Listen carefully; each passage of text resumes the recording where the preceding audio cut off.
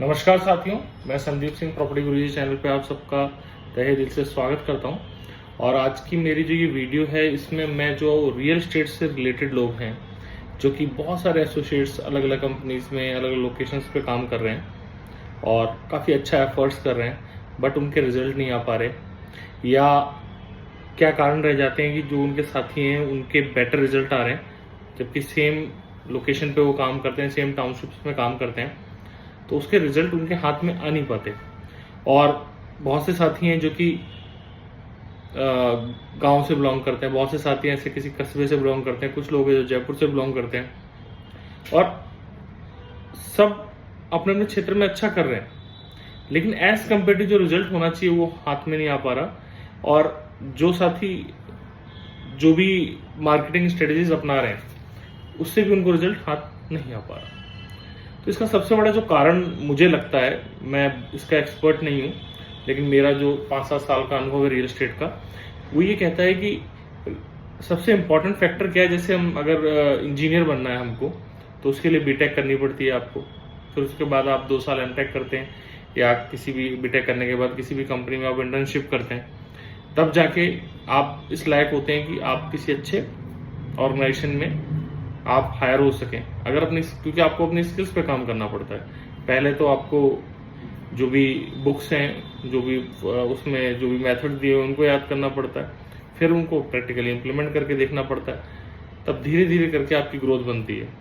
तो अगले 5-7 साल लग जाते हैं जब आप एक अच्छे प्लेटफॉर्म पे पहुंच पाते हैं। ऐसे ही एमबीबीएस में होता है, एमबीबीएस करते हैं, इंटर्नशिप करते हैं, एमडी करते हैं, उसके बाद फिर जो आप स्पेशलाइजेशन करते हैं, फिर उसके लिए भी आपको स्ट्रगल करना पड़ता है। क्योंकि डॉक्टर जो है वो तो बहुत ज़्यादा एफर्ट डालते हैं, उसके बाद भी शायद किसी के सरकारी ऑर्गेनाइजेशन में देखें हम तो 50,000 लाख रुपए की सैलरी पे काम करना शुरू करते हैं, या उससे भी कम सैलरी पे कई बार तो काम करना पड़ता है, क्योंकि हर आदमी हॉस्पिटल नहीं खोल सकता। सालों लग जाते हैं जब हम लाखों रुपए महीने कमाते हैं। तो जो भी साथी इस प्रोफेशन में है, रियल एस्टेट में, वो ऐसा क्यों मान लेते हैं कि जिस दिन आए उसी दिन डील हो जाएगी, या 6 महीने में, साल भर में ही डील हो जाएगी। और हो भी जाती है डील, उसमें कोई शक वाली बात नहीं है, बहुत लोगों की हो जाती है, लेकिन उसके पीछे कारण होते हैं, जिन कारणों को समझना हमें बहुत जरूरी है। जैसे कि जो भी व्यक्ति रियल एस्टेट में आज की डेट में काम कर रहे हैं, अब यहाँ तो कोई कोर्स तो होता नहीं है, ना तो कोई यूनिवर्सिटी है जहाँ से आप डिग्री लेके आते हो, या आप जहाँ आपको सिखाया जाता है। यहाँ तो फील्ड से व्यक्ति अपने घर से निकलता है, जो भी रिश्तेदारों जानकारों से बातचीत करना सीखता है, उसी की बेस पे वो काम चालू कर देता है। अब उसके जो साथ का व्यक्ति है, उसने 10 साल तक कॉर्पोरेट में काम किया है, या वो इंजीनियरिंग बैकग्राउंड का बंदा है, या गवर्नमेंट सर्वेंट रहा हुआ है, एक्स सर्विसमैन है, या XYZ जो भी उसका बैकग्राउंड है। आप एक सिंपल 18-20 साल के बच्चे हो, 22 साल के, जो कि अभी गाँव से आए हो, या ग्रेजुएशन जस्ट खत्म किया, ग्रेजुएशन कर रहे हो, और आप नौकरी की तलाश थी। नौकरी की तलाश क्या थी? 10 से 15 हजार।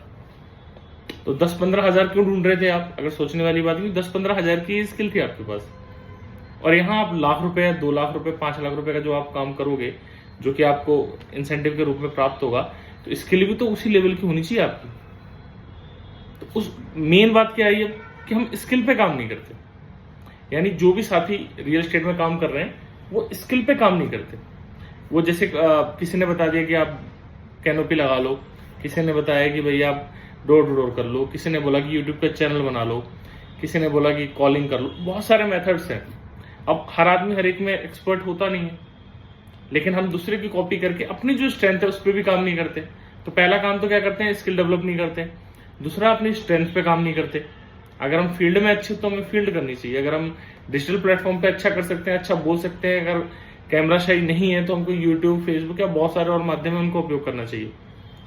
तो हमें पहली बात तो अपनी स्ट्रेंथ को समझना पड़ेगा, दूसरा स्किल्स पे काम करना पड़ेगा। जितने भी साथी साल 6 महीने में अगर बहुत अच्छा कर रहे हैं बिजनेस में, तो उन्होंने अपनी स्किल पे काम किया सालों साल। आपको नहीं पता, वो एक दिन में नहीं कमा रहे आके यहाँ पे। तो जो भी साथी इस फील्ड में आ रहे हैं नए, सबसे पहले तो उन्हें 3-4 चीजों पे काम करने की जरूरत है। पहला तो कम्युनिकेशन स्किल, कैसे लोगों से बात करनी है, कैसे उनको अपनी बात बेहतर तरीके से प्रेजेंट करनी। क्योंकि भले ही कितनी भी अच्छी चीज हो, अगर प्रेजेंटेशन आपका अच्छा नहीं है, तो अगले व्यक्ति को वो टच करेगी नहीं चीज, वो इंटरेस्ट दिखाएगा ही नहीं।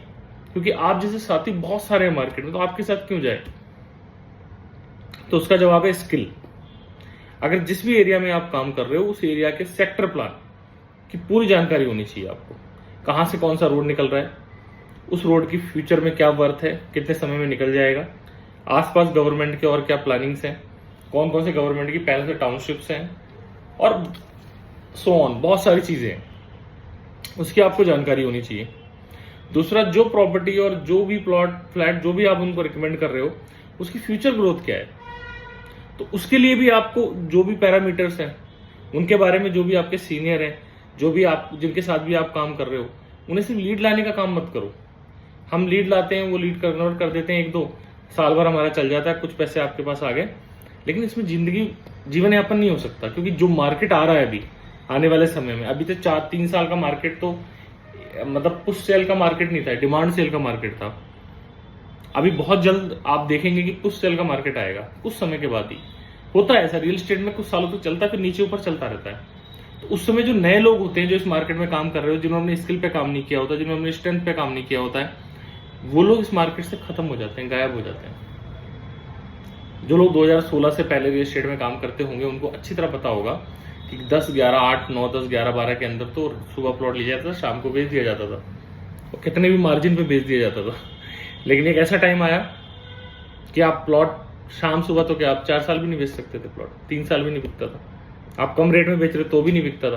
तो मैंने देखा, मेरा अनुभव है कि पहले मैंने देखा था बहुत सारी प्रॉपर्टी की दुकानें खुली होती थी, लेकिन कोरोना से पहले मैं देखता था उस एरिया में हर आदमी बोलता था प्रॉपर्टी डीलिंग कर रहे हैं, हर आदमी प्रॉपर्टी डीलर था, रियल एस्टेट में काम करता था। लेकिन प्रॉपर्टी डीलर्स थे, वो कंसल्टेंट्स नहीं थे। बेसिक फर्क है, लोग सब प्रॉपर्टी का ही काम करते हैं, लेकिन अगर आप नॉलेज गेन कर लोगे, स्ट्रेंथ पे काम कर लोगे, एक प्रेजेंटेबल हो जाओगे, तो आप एज ए कंसल्टेंट वर्क करोगे। जैसे कि कोई सीए करता है, कोई वकील करता है, उनका पर्टिकुलर पैटर्न होता है, उसको फॉलो करते हैं, तो उनकी फिर वर्थ बनती है, फिर मार्केट वैल्यू बनती है, ब्रांड वैल्यू बनती है, तब जाके रिजल्ट आता है। तो सबसे इंपॉर्टेंट है स्किल पे काम करना।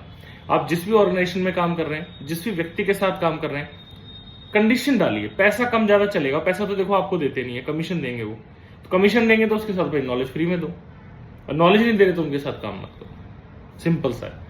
आप नॉलेज लो, सिर्फ टाइम पास मत करो। क्योंकि वो व्यक्ति आपको मार्केट में कैनोपी लेके खड़ा कर दिया, आप खड़े हो गए, कोई आया आपने दे दिया, अब आगे का प्रोसेस ही नहीं पता ना आपको, तो आप उनसे नॉलेज लो, पीछे पढ़ के लो।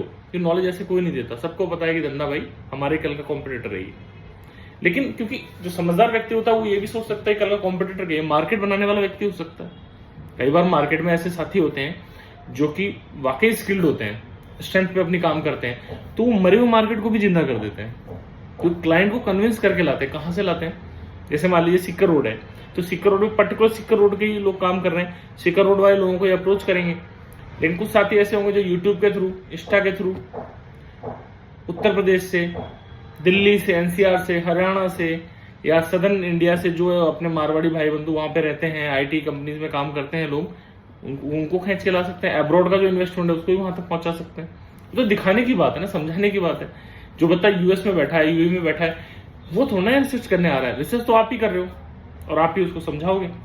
आप जैसा समझाओगे वैसा वो समझेगा, बाकी चीजें तो देखेगा, लेकिन आप बेटर प्रेजेंट करोगे तो आप दूसरा प्रेजेंट ही नहीं कर पा रहा। तो इसलिए क्या है कि अपनी स्ट्रेंथ पे काम करो, जो आपकी स्किल्स हैं उस पे काम करो, टाइम पास मत करो आप। और 2 से 3 साल का विजन लेके चलो।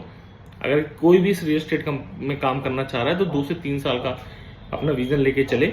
उस विजन में निश्चित तौर पे 3 साल अगर उसने दिए हैं और अपनी स्किल पे काम किया है, स्ट्रेंथ पे काम किया है, और रिजिड मत हो किसी चीज के लिए। रिजिड होना बहुत खतरनाक है इसमें, कि मैं तो ये नहीं कर सकता, मैं तो ये नहीं कर सकता। जो ये करता है वो धंधे से बाहर हो जाता है। तो जो भी नए साथी हैं, मैं इसलिए कह रहा हूं क्योंकि टाइम कठिन आने वाला है। तो कठिन समय में स्किल काम आएगी। जैसे लड़ाई के वक्त में ब्रह्मास्त्र काम आता था ना, जो स्किल्ड महारथी थे वो निकल जाया करते थे। कभी भी रियल एस्टेट का धंधा चाहे नीचे गया हो चाहे ऊपर गया हो, जो स्किल्ड लोग थे, जिनको नॉलेज थी, वो कभी मार्केट से आउट नहीं हुए। मार्केट से हमेशा आउट होते हैं जो लोग अपनी स्किल्स पे काम नहीं करते। जैसा कि हम लोग आईटी से हैं, तो मैंने देखा था कि हमारे जो आईटी में 2010-8-9 के बाद जो रिसेशन आया था अमेरिका वगैरह हर जगह, उसके बाद बहुत छटनी हुई कंपनीज के अंदर। छटनी किनकी हुई? जो एडिशनल लोग उसमें कंपनी में अपॉइंट किए गए थे। स्किल्ड बंदों की छटनी नहीं हुई। अभी बहुत सारे कंपनी से लोगों को हटाया गया। किनको हटाया गया? जो एक्स्ट्रा प्लेयर्स थे। तो मार्केट में आपको एक्स्ट्रा प्लेयर नहीं बनना, आपको अगर क्रिकेट मैच जैसे होता है उसमें 11 लोग होते हैं जो टीम में होते हैं, वो बंदा बनना है। तो अपनी स्किल पे काम करो, टाइम मत खराब करो। बार बार जो मैं स्किल स्ट्रेंथ बोल रहा हूँ उसका रीजन यही है दोस्तों। तो जो भी नए साथी हैं इस वीडियो को देखें, लाइक करें, अगर उन्हें अच्छा लगा तो कमेंट में बताएं। मैं और भी बहुत सारे टॉपिक्स पे चीज़ें बता सकता हूँ, जो मेरे को जानकारी होगी वो पूरा बताऊंगा। और कोई भी आपका सजेशन हो तो मुझे आप बताना। आप सबने मेरा वीडियो लास्ट तक देखा उसके लिए आप सबका बहुत बहुत धन्यवाद। जय हिंद, जय भारत।